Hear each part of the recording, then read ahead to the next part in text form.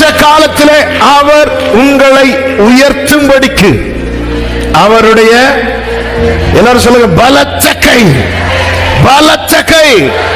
அடங்கிரு, அடங்கிரு. ஆமென்.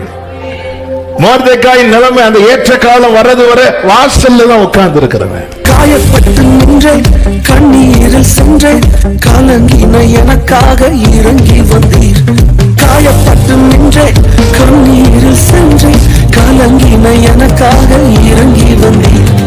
உடன்படிக்கை என்னோடு செய்து இழந்திட்ட யாவையும் திரும்ப தந்தீர். உடன்படிக்கை என்னோடு செய்து இழந்திட்ட யாவையும் திரும்ப தந்தீர்.